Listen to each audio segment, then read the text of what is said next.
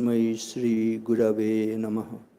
हर पापं हर क्लेशं हर शोकं हर दुःखं हर रोगं हर क्षोभं हर मारी हर प्रिय। ঠাকুরমা স্বামীজি, জগদ্ধাত্রী মাতা এবং বীরেশ্বর শিবজি চরণে ভুলুণ্ঠিত প্রণাম নিবেদন করি। ভক্তিপূর্ণ সাষ্টাঙ্গ প্রণাম জানাই परम पूज्यपाद श्रीमद स्वामी सुहितानंदजी महाराजजीर चरणे सह संघाध्यक्ष रामकृष्ण मठ और रामकृष्ण मिशन। आमरा भाग्यवान महाराजजी आज के आमादेर मध्य उपस्थित आছেন। এখন महाराजजी आमादेर सबार उद्देश्ये अध्यात्म प्रसंग करबेन। महाराजजी के प्रणाम जानिए अनुरोध।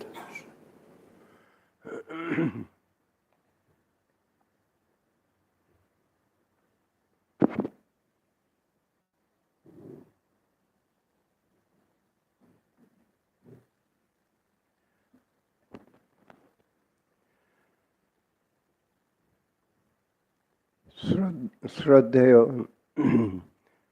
সন্ন্যাসীবৃন্দ, ভক্তবৃন্দ, অনুরাগীবৃন্দ, সুধীবৃন্দ, যারাই এই প্রতিষ্ঠানের সঙ্গে যুক্ত আছেন, ডাইরেক্টলি ইনডাইরেক্টলি যেভাবেই হোক যুক্ত আছেন এবং এই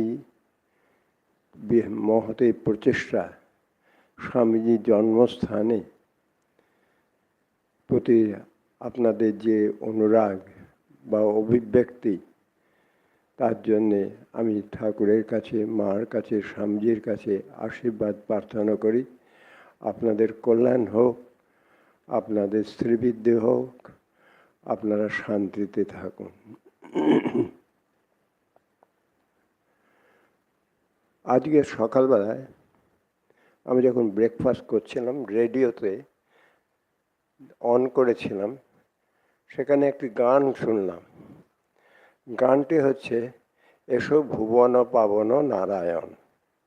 গানটি শুনতেই আমার আমি তো গানটা শুনছি আর ঘরে বসে টিফিন করছি, আর সামনেই দেখছি স্বামীজির জন্মস্থান, যেখানে স্বামীজি জন্মেছিলেন, সেই বাড়ি, সেই ঘর, সেই স্থান, সেইখানে বসে এসো ভুবন পাবন নারায়ণ শুনছি।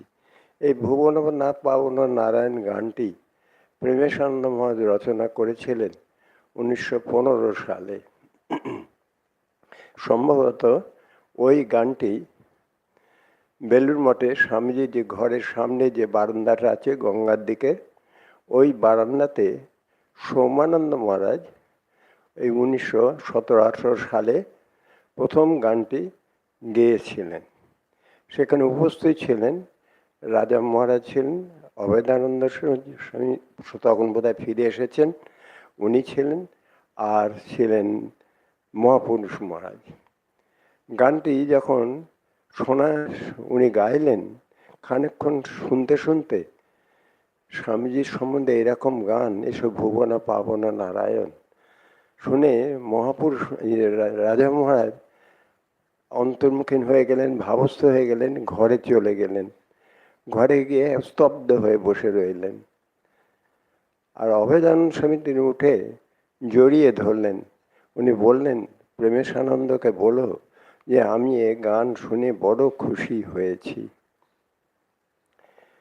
প্রেমেশানন্দ মহারাজ এই যে ওর এই গানের কথা আমাকে একবার প্রেমেশানন্দ মহারাজ স্বামীজির সম্বন্ধে বলছিলেন। কথা বলতে আপনাদের হয়তো জানা থাকবে, আমার সুযোগ হয়েছিল প্রেমেশানন্দ মহারাজের সেবা করার। আমি 10টি বছর ওর সেবা করেছিলাম, সেই সময়ে সূত্রেই বলছি। উনি একদিন আমাকে বললেন যে দেখো, স্বামীজি সব ব্যাপারটাই হচ্ছে একটা সুপারলেটিভ ডিগ্রি। ওর কোনো কিছুতে ছোটোখাটো কিছু নেই, সব যেখানেই উনি আছেন সেখানেই হচ্ছেন সুপারলেটিভ। এইটি হচ্ছে স্বামীজির ক্যারেক্টারিস্টিক্স। এটা ভাগবতেও আছে, অসমর্থ, যে যা তার সমানও নেই, তার ঊর্ধ্বেও কেউ নেই, অসমর্থ। আজ তো কোরআনেও বলে আল্লাহর কোনো শরিক নেই। এরা হলেন এই টাইপের একটা পার্সোনালিটি পৃথিবীতে আসেন। আমার মনে পড়ছে, আমি তখন ছেলে মানুষ, যাতায়াত করছি বোধহয়, তখনও সাধু হয়নি। আমি একদিন হঠাৎ স্বামীজি সব নতুন বই পড়ছি স্বামীজি সম্বন্ধে জানছি। আমি বলছি প্রেমের সমাজকে যে মহারাজ, স্বামীজি ছোট থেকে কি বৈরাগ্য। উনি শুনে হেসে দিলেন, বললেন তুমি আবার স্বামীজির বৈরাগ্য কোথায় দেখলে? আমি বললাম কেন, বৈরাগ্য নেই তো কি? তো বলছেন যে বৈরাগ্য কাদের হয়? যাদের কোনো আসক্তি থাকে তাদের বৈরাগ্য হয়। স্বামীজির কোন ব্যাপারে আসক্তি ছিল যে তাঁর আবার বৈরাগ্য? বৈরাগ্যই তিনি রূপ ধারণ করে এসেছেন।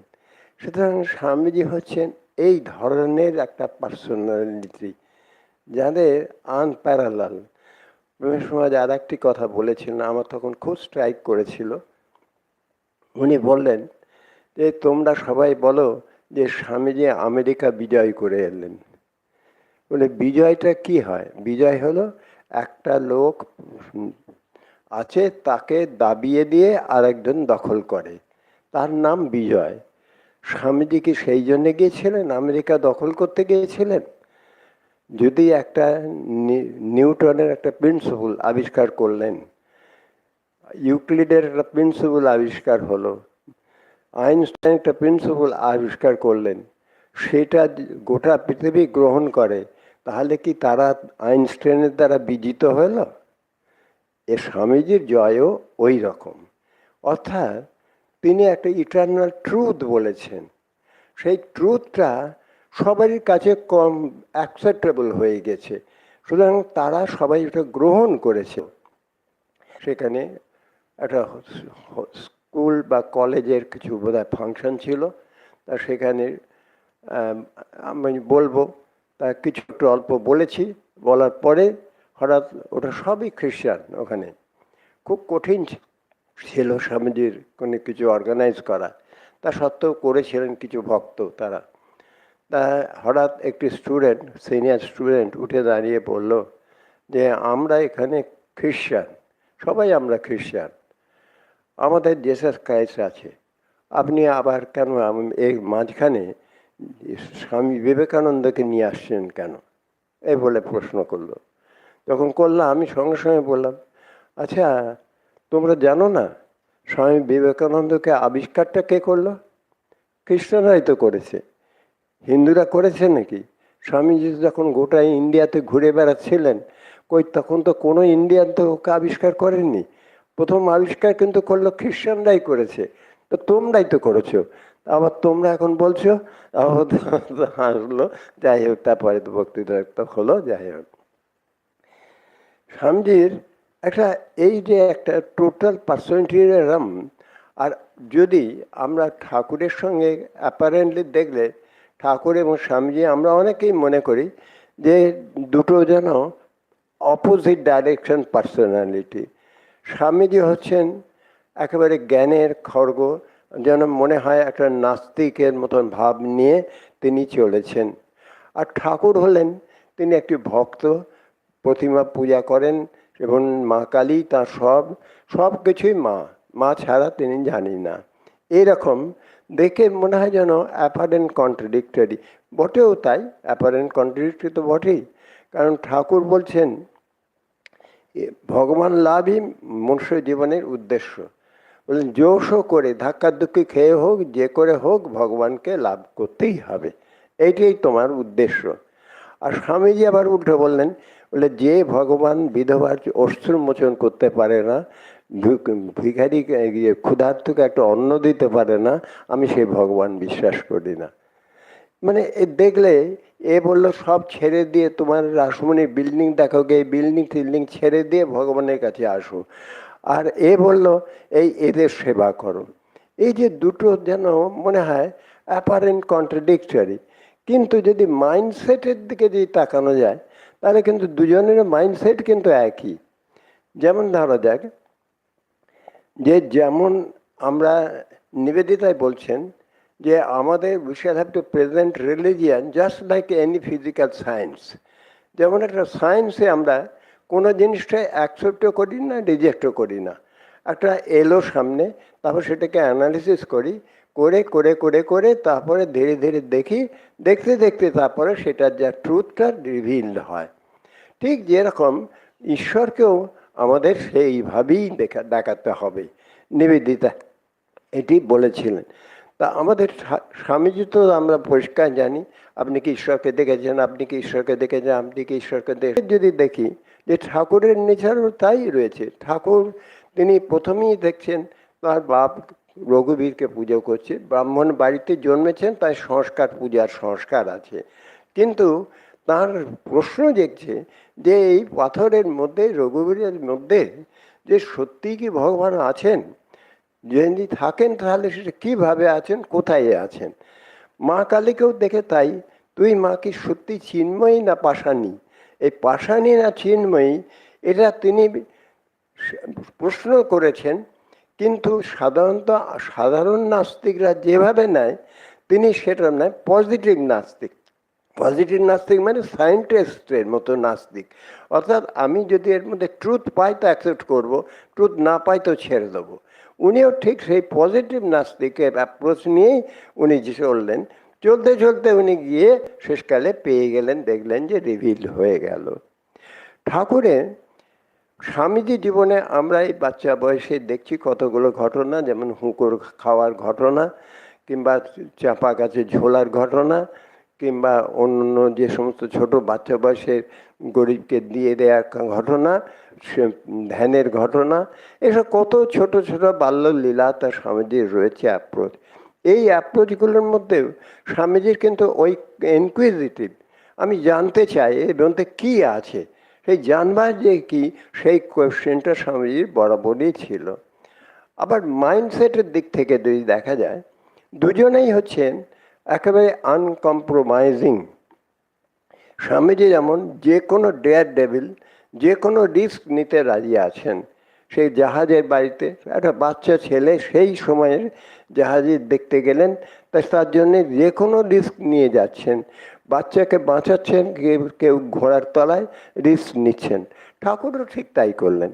ঠাকুরও রিস্ক প্রথম থেকেই দেখা যাচ্ছে, বললেন আমি এই উপনয়ন আমি নেবো না, কেন না সত্য মিথ্যা হয়ে যাবে, আমি ওর কাছেই নেবো, ধনিকামণির কাছেই নেবো। এই যেটা উনি ভেবেছেন সেটার জন্যে তিনি কোনোখানে কোনো কম্প্রোমাইজ করতে রাজি নয়। লেখাপড়া করব না, লেখাপড়া করবি না তো তুই করবি কি, খাবি কী করে, আমি জানি না। এই যে রিস্ক নেয়া, আমি পড়বো না, খাবো না, চাকরি করব না, মাইনে নেব না, কিছুই করব না, তবে করব কি, আমি শুধু ভগবানকে ডাকবো। এই যে রিস্ক নেওয়ার যে টেনাসিটি, সেই টেনাসিটি দেখলেও দুজনেরই একই। আবার যে ভগবানের রিয়েলাইজেশনের যে মেথড, সেটাও প্রায় একই। ঠাকুরের যে মেথড, ঠাকুর তিনি সাধন ভগবানকে কিভাবে ডাকলেন, মা কালী আছেন কি না, আছেন কি না, আছেন কি না, তীব্র ব্যাকুলতা দিয়ে তার রিভিলেশন হয়ে গেল। রিভিলেশন হয়ে যাওয়ার পর তারপরে তিনি তার হচ্ছে ধর্ম সাধনা আরম্ভ হলো। অর্থাৎ আগে পৌঁছে গেলেন ছাদে, তারপরে এবার সিঁড়িতে নামছেন। একটা অদ্বৈত, দ্বৈত, হ্যানা ত্যানা, জটাধারী, রামলালা, এই সব জিনিস তিনি করলেন। স্বামীজিরও তাই। স্বামীজির জন্ম থেকেই তিনি যখন তিনি ঘুমোতেন কি, সমাধিতে ঘুমাতেন, জ্যোতিষ সমুদ্রের মধ্যেই ঘুমাচ্ছেন। এটা সমাধি ছাড়া কি, জ্যোতিষ সমুদ্রে কারা যায়, এ কি ঘুমায়? যখন তিনি রায়পুরের রাস্তায় যখন যাচ্ছেন মৌচাকের মধ্যে, সেখানে দর্শন করে নির্বিকল্প সমাধি হয়ে গেল। যার নির্বিকল্প সমাধি হয়ে গেল, সে সব জায়গায় ভগবান আছেন কিনা, ভগবান আছেন কিনা বলে বেড়াচ্ছে। এটা কি ধরনের? তার কি কোনোদিন ভগবানের অস্তিত্ব সম্বন্ধে সন্দেহ আছে? সন্দেহ নেই। কিন্তু ভগবানকে ঠিক কিভাবে পাওয়া যায় এবং কোন মেথডে পাওয়া গেল, সেই মেথডটা জানতে চায়। যে মেথডটা তাকে জগতের সামনে প্রেজেন্ট করতে, যেভাবে ঠাকুরকেও করতে হয়েছে, ঠিক স্বামীজিকেও সেই মেথডই অ্যাপ্লাই করতে চাচ্ছেন। ওর জন্যে ঠাকুরের কাছে গেছেন, ঠাকুর একটা পর একটা সাধন করিয়েছেন। সাধন করতে করতে তার অনুভূতি হয়েছে। যতক্ষণ তার ঠিক ঠিক অনুভূতি হয়েছে এবং সেটা তিনি রিয়েলাইজ করলেন, রিলেটিভ ওয়ার্ল্ডের সঙ্গে ওটাকে মিলিয়ে যখন দেখলেন, তবেই নিলেন। যেমন ঠাকুর বেদান্ত সাধনা করলেন, ভৈরবীর কাছে সাধনা করলেন, করে রিলেটিভ ওয়ার্ল্ডের সঙ্গে যখন ওটা মিলে গেল, তখনই অ্যাকসেপ্ট করলেন। দুজনার মেথডোলজি, দুজনার মাইন্ডসেট, দুজনার সবই যেন একই রকমের রয়েছে। এরা দুজনার এক হয়ে গেলেন।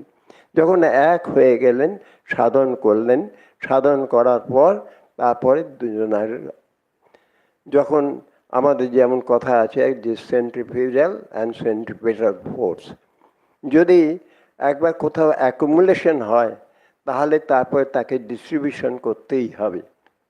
স্বামীজির কথা আছে যে যদি হৃদয়ের রক্ত আসা খুব ভালো, কিন্তু যদি সেই রক্তটা ফিঙ্গার টিপস পর্যন্ত না পৌঁছায়, তাহলে থ্রম্বোসিস হবে, সেরিব্রাল থ্রম্বোসিস বা অন্য হার্ট পেশেন্ট হয়ে যাবে।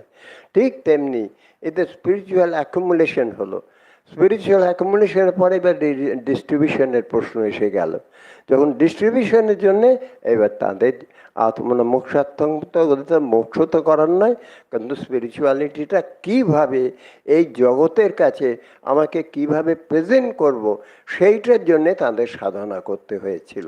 সেই রিলেটিভ সাধনটা যখন দুজনাই করেছেন, করে যখন যখন দুজনা ফুলফিলড হয়েছে, তখনই আমি তোকে সব দিয়ে ফতুর হলাম। যখন ফতুর হলেন, তখন ঠাকুরের যেমন হলো সমস্যা, ওরে কে কোথায় আছিস আয়, তখন স্বামীজিরও সেই সমস্যা। এই যে ঠাকুর যে তার ঘাড়ে মাথায় চাপিয়ে দিয়ে গেলেন, এই অত বড় লোড এখন আমি কোথায় রাখবো, কার কাছে দেবো, খুঁজে খুঁজে পাগলের মতন ঘুরছেন। ঘুরতে ঘুরতে শেষকালে গিয়ে যখন এই আমরা তো সবই জানি যে শিকাগো গেলেন, গোটা ভারতবর্ষ ঘুরলেন, তারপরে সঙ্ঘ স্থাপনা করলেন। আজ এই হতে হতে এত দূর আমরা এখানে এসে পৌঁছেছি।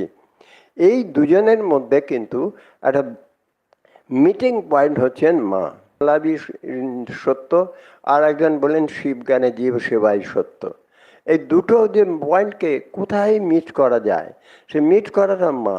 মা কিরমভাবে ঠাকুর স্বামীজি প্রথম দেখতে পায় যখন দক্ষিণেশ্বরে আছেন, তখন মাকে তিনি কতটা কিভাবে নিয়েছেন আমরা জানি না। মা ডাল রান্না করে দিচ্ছেন, রুটি রান্না করে দিচ্ছেন, খাওয়াচ্ছেন, আদর যত্ন করছেন।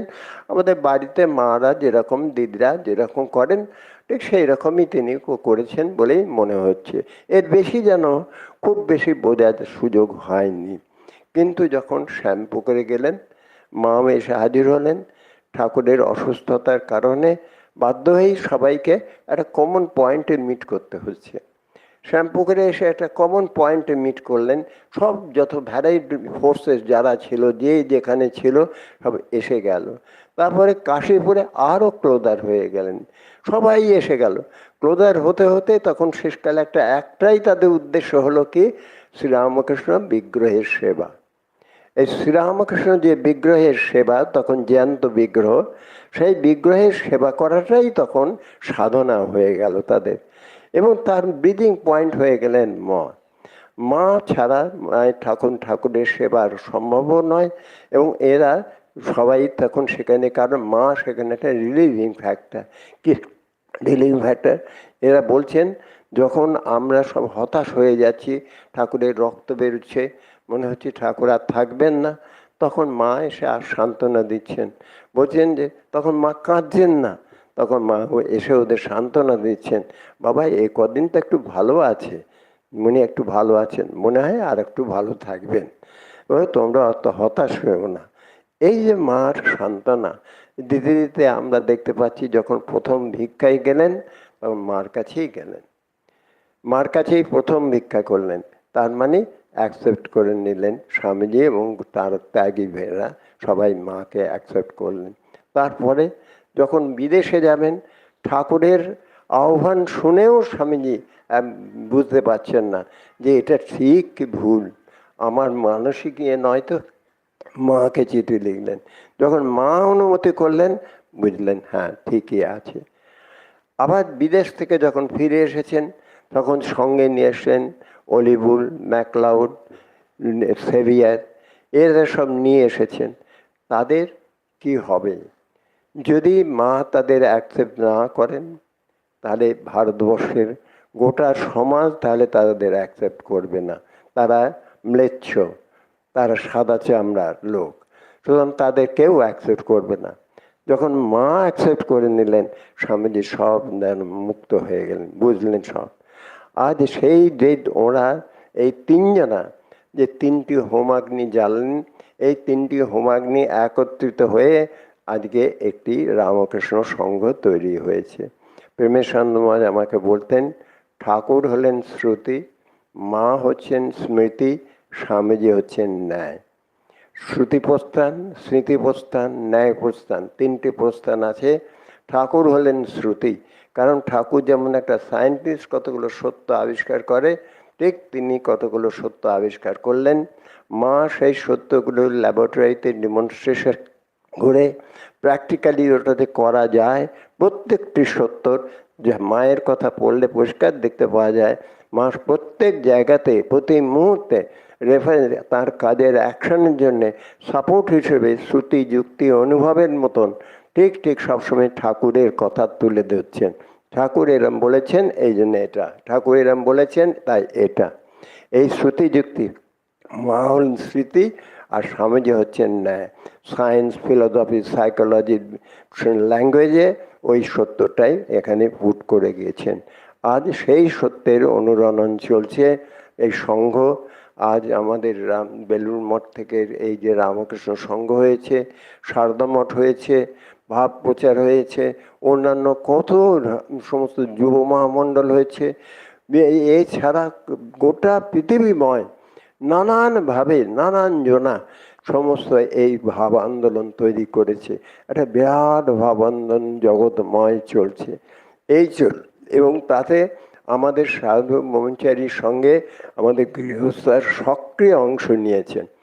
প্রত্যেকটি জায়গাতে স্বামীজির সময় থেকেই শুরু হয়েছে, বরাবর আমাদের সাধু এবং গৃহস্থ দুজনা মিলে সম্মিলিতভাবেই এই সংঘটি, আমি এটাকেই প্রভু মহারাজ এটাকেই বলেছেন, এবং সন্ন্যাসী এবং গৃহস্থের সম্মিলিত যে প্রচেষ্টা, এটাই হচ্ছে রামকৃষ্ণ সংঘ। সেই সংঘের প্রতি চলছে। আমার সৌভাগ্য হয়েছে দীক্ষা দেওয়ার।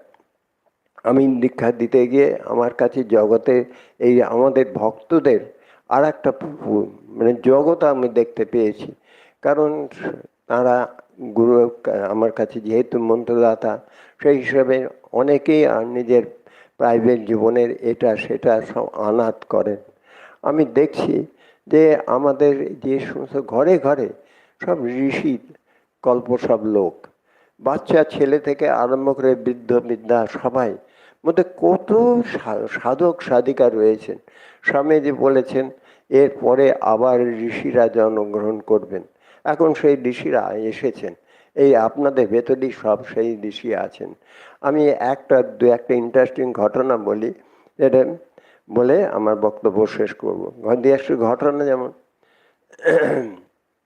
একজন তিনি, আমি অনেক জায়গায় বলেছি, এক ইরানিয়ান মহিলা, তার একটি মেয়ে, তিনি ভদ্র মহিলার টিচার, তার একটি মেয়ে আছে, মেয়েটি খুব বাঁদরি, একবারে বাঁদরি মেয়ে। নিজেই বললেন যে আমি তাকে কোনো রকম কন্ট্রোল করতে পারি না, যত রকমের বদমাইশি কাজ করছে, অথচ কোনো কথা শুনবে না, এরকম কি করি আমি, কিছু নিজের তো মেয়ে, ছাড়তেও পারবো না, অথচ জ্বলে পুড়ে মরছি। মায়ের কথা কথামৃত পড়েছিলেন, হঠাৎ অ্যাক্সিডেন্টে কেউ দিয়েছিল, কথামৃত পড়ার পর মায়ের লাইফ জানতে পারলেন। মায়ের লাইফ পড়ার পর তখন তিনি বললেন আমার সব সমস্যার সমাধান হয়ে গেল, আমি আমার মেয়ের নাম রেখে দিয়েছি রাধি। বাস যদি মা রাধিকে নিয়ে যদি সামলাতে পারেন, আমিও আমার রাধিকে নিয়েও সামলাতে পারবো। এই ভদ্রমহিলা সৌভাগ্যক্রমে আমার দীক্ষা হয়েছিল, আমার কাছে হয়েছিল, ফিজিতে দীক্ষা নিয়েছিলেন। আর একজনের কথা বলি, তিনি মানে বিদেশে, তিনি ব্রাজিলে সাপালোতে আমাদের একটা আশ্রম আছে, আমি তখন জেনারেল সেক্রেটারি ছিলাম, ভিজিট করতে গিয়েছিলাম। তারপরে উনি সেখানে আমাদের আশ্রমের যিনি মং, তিনি হলেন প্রেসিডেন্ট, আর ইনি হলেন ভাইস প্রেসিডেন্ট। তাই ইনি ন্যাচারালি এলেন, এসে গল্প টল্প করলেন আশ্রমটা, কারণ এর আগে আশ্রমটি প্রাইভেট আশ্রম ছিল, সবই আমাদের তখন নেওয়া হয়েছে। তা সুতরাং সেই প্রাইভেট আশ্রমটাতে কীভাবে অসুবিধা সুবিধা এসব নিয়ে, যেহেতু তখন আমি জেনারেল সেক্রেটারি, আমার সঙ্গে আলাপ টালাপ করলেন। উনি ও ভাষাতে স্প্যানিশ ভাষায় বললেন, আমি দোভাষী ছিল পাশে বললেন, কথাবার্তা হয়ে গেল। হয়ে পরে আমি যেমন ইনফর্মাল টক করতে হয়, জিজ্ঞেস করলাম আপনার ছেলে মেয়ে কটি? তো বললো আমার 3টি ছেলে। বললো 3টি ছেলে বলার পর কে কিরম বলছে? বলে একটি ছেলে ডাক্তার হয়েছে, কার্ডিও সার্জন, ইউএসএতে আছে, ভালোই করে ওয়েল এস্টাবলিশড হয়ে গেছে। সেকেন্ডটা চার্টার্ড অ্যাকাউন্ট্যান্ট হয়েছে, তো সেও এখানেই আছে, তার ফার্মও খুলেছে, তো সবই ওয়েল এস্টাবলিশ। তিনি আমাদেরই যখন 18 ইয়ার্স ওল্ড মেডিকেল স্টুডেন্ট ভর্তি হয়েছিলেন, তখন আমাদের ঋতজানন্দ মহারাজ, ওখানকার আর্জেন্টিনার তিনি যে হেড ছিলেন, তার কাছে দীক্ষা নিয়েছিলেন। সুতরাং আশ্রমের সঙ্গে যোগাযোগ ছিল। তারপরে দিয়ে আমি বললাম, হোয়াট অ্যাবাউট ইউর থার্ড সান? তখন হাসবে, এসে বলছে যে মহারাজ থার্ড সানটাই আমার ঠিক মতো এখনো স্টেডি হয়নি। দিয়ে বলছে আশ্রম ইজ মাই থার্ড সান। ভাবুন তার কতটা identification, Ashram is my third son. এই হচ্ছে আমাদের দেশে, আমাদের যেসব ভক্তরা এই রকমই হয়। আমাদের এই আরেকটি ঘটনা মনে পড়ছে যে একবার বেলুড় মঠে এসেছিলেন থেকে, রাশিয়া থেকে এক মহিলা। তা তিনি এসেছেন, মহিলা ইয়ং মহিলা, তা 35 টাইপ হবে। আমাদের আশ্রমে খুব কাজ করেন, সেক্রেটারি বা ট্রেজারার এরকম আছেন। মহারাজই রথিন মহারাজ পাঠিয়েছিলেন। তা সুতরাং আমি যত্ন করলাম, করে টোরে আমি ওকে একটা মায়ের প্রসাদী শাড়ি দিলাম, আমাদের গেস্ট হাউসেই আছেন। মায়ের প্রসাদী শাড়ি দিলাম, বললাম যে তুমি তো এটা পরতে পারবে না শাড়ি, তুমি এক কাজ করো, এটা গাউন করে ব্যবহার করবে। তা ও নিয়ে গেল মাথায় টেকে টেকে। নেক্সট ডে একটি জার্মান লেডি এলো, সে ওখানকার ওই রকম ট্রেজার, সেও ঠিক ওই রকমই, তা হাফ ইংলিশ হাফ জার্মান ভাষায় বললো। যাই হোক, তাকেও আমি একটা শাড়ি দিলাম, ওই রকমই সেও, তাকেও বললাম গাউন পরে নিয়ে যাও। কদিন পরে বোধহয় মায়ের না কার তিথি পূজা টুজা ছিল, সেও আমাদের গেস্ট হাউসে আছে। আমি দেখি কি সকালবেলায় আমার কাছে 3টি মহিলা প্রণাম করতে এসেছে। তা সুন্দরভাবে ড্রেস করা এসেছে, 3টি মহিলা এসে প্রণাম করলো। প্রণাম করে আমি সেদিন যেহেতু উৎসব, সুতরাং অনেকেই প্রণাম টনাম করছে, আমি সেদিন অত তাকাইনি। হঠাৎ একটি মহিলা বললো, মহারাজ ডোন্ট ইউ রেকগনাইজ আস? বলে আমি তখন তাকিয়ে দেখে বলে, আরে ওই 3টে মেয়ে শাড়ি পরেছে, দুটো তো একটা জার্মান একটা রাশিয়ান, আর আরেকটি হলো সেটিও আমাদের গেস্ট হাউসে আছে, সেই আমেরিকার ইউএসএর, সেই ইন্ডিয়ান ওখানে সেটেল করেছে, সে তো শাড়ি পরতে জানে। সুতরাং সে বলে চলো একটা মহারাজকে একটা সারপ্রাইজ দিই বলে সেই ওই শাড়ি সবাইকে পরিয়ে নিজেও পরে এসে আমাকে প্রণাম করলো। যখন প্রণাম করলো আমার দেখে একটা ফ্ল্যাশ করলো, বললেন যে কী মায়ের খেলা, যে কোথায় রাশিয়া, কোথায় জার্মানি, কোথায় আমেরিকা, 3জনকে টেনে নিয়ে এসেছেন, এনে কোথায় না বেলুড় মঠে। বেলুড় মঠে আমি বললাম যে তোমরা ইউ আর 3 সিস্টার্স, চলে যাও গিয়ে তোমরা 3 ডটার্স অফ হোলি মাদার, চলে যাও গিয়ে মায়ের কাছে গিয়ে প্রণাম করো। এই যে এই কি ফোর্স, তার ঠাকুর মা স্বামীজি একটা ইনডাইরেক্টলি জগতের উপর একটা অদ্ভুত প্রভাব বিস্তার করে চলেছেন। আমাদের ঘরে ঘরে, আমি বললাম যে দীক্ষা নিয়েছি, আমি দেখছি আমাদের সব যারা দীক্ষা নিয়েছেন তাদের ভেতরে অনেক সাধক সাধিকা রয়েছেন, বেশ উচ্চকোটির সাধক সাধিকা, উচ্চকোটির সাধক সাধিকা। ঠাকুর স্বামীজি যে বলেছেন, মা বলেছেন যে সব আসবে, সত্যি এসেছে। আমি একটি ছোট্ট ঘটনা বলে আমার বক্তব্য শেষ করব। ঘটনাটি হলো যে মা বাবা তারা কীরকম পরিবেশ তৈরি করলে এই রকম ছেলে মেয়ে হয়। একটি দুটি ঘটনা আমরা প্রায় এখন দেখতে পাচ্ছি, দেখে স্তব্ধ হয়ে যাচ্ছি। যে এই কিছুদিন আগে একটা ডিব্রুগড়ে আমি গেছিলাম, লাইন দিয়ে প্রণাম করছে একটা বাচ্চা, 6 বছরের বাচ্চা, পরে জানলাম 6 বছর। তার পেছনে তার মা ছিল। তারপরে সে বাচ্চাটা চট করে চলে এলো, এসে ছোট তো, এসে আমার চেয়ারে গিয়ে হাতলের কাছে গা দিয়ে দাঁড়ালো। দাঁড়িয়ে আমার কানে কানে কুকু করে বলছে যে দীক্ষা দীক্ষা।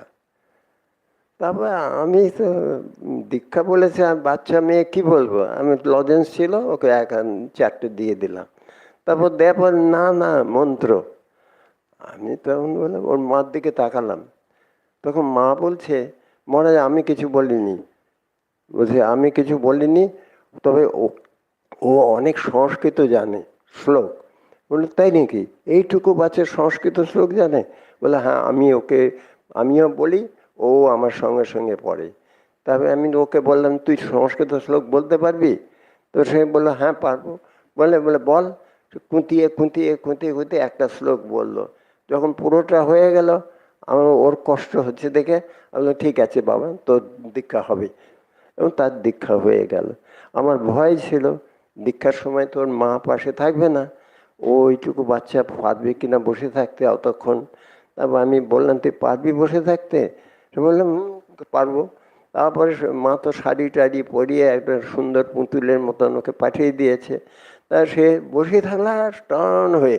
এবং পরে আমি জিজ্ঞাসা করলাম, মন্ত্র টন্ত্র সমস্ত দেখলাম হুবহু গ্রহণ করেছে। কে শেখালো তাকে? কে শেখালো? তার মা বাবাই শিখিয়েছে, না শেখালে তো এ হয় না।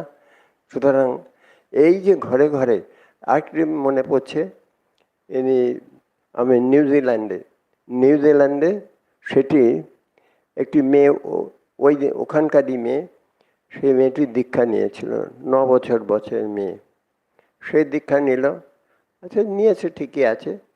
আমি 2 বছর পরে ফের যখন গেছি, তখন সে আমাকে একটি আলাদা করে ডেকে এলো, এসে বলল যে মহারাজ আমার একটি প্রশ্ন আছে। আমি বলি কী প্রশ্ন বলো। সে এসে বলছে আচ্ছা আমি কি করে বুঝবো যে আমি ঠিক ঠিক সাধন ভজন করছি? ভাবুন প্রশ্নটা আপনাকে, মানে বাড়ির কিরম অ্যাটমসফিয়ার, সে বাড়িটা সেই রকমই বাড়ি, সবাই জপ ধ্যান সাধন ভজন করে, খণ্ড ভবন্দনা গান টান সবাই করেন। এইরকম ঘরে ঘরে আমি এই শিলচরে দেখলাম, আমি ওয়াক করতাম, সামনেই আমাদের রাস্তা, একবারে সামনে আশ্রমের পাড়ে বুড়ি 5টার সময় উঠে নিজের সকালে ভগবানের নাম করছে, শোনা যেত। আবার সবাইকে বাচ্চা কাচ্চা সবাইকে টেনে তুলে উঠে সবাই খানিকক্ষণ ধরে ভগবানের নাম করলো, নাম করার পর তারপরে গিয়ে বন্ধ হয়ে গেল। মানে আসলে সব বাড়িগুলোই যেন এক একটা ছোট ছোট আশ্রমের মতন তারা পরিবেশ তৈরি করে তুলেছেন। আর বেশি টাইম নেব না, একটি শেষ ঘটনাটা বলে আমি আমার বক্তব্য শেষ করব। এটিও ঘটনাটা সম্ভবত শিলচর বা কোথায়, আমার ভুলে গেছি কোথায়, সেখানে এরকম লাইন দিয়ে প্রণাম করতে করতে দেখছি একটি ছেলে এলো, 8 বছর, মানে এরম হবে 8-9 বছর। তার পেছনে তার বাবা দাঁড়িয়ে আছেন। তার ছেলেটি এসেছে, তার ছেলেটির হাতে সবাইকে আমি 2টো করে লজেন্স দিচ্ছিলাম, বাচ্চা ছেলে দেখে ওই 4টে লজেন্স দিলাম। তো 4টে দেখে ও 1টি নিল, 3টে আমাকে ফেরত দিয়ে দিল। আমি তখন ও 3টে ওর হাতে দিলাম। ও তখন পাজল হয়ে গেল, পাজল হয়ে চুপ করে তাকিয়ে নার্ভাস হয়ে দাঁড়িয়ে রইল খানিকটা। দাঁড়িয়ে থেকে আস্তে আস্তে করে এগিয়ে গেল।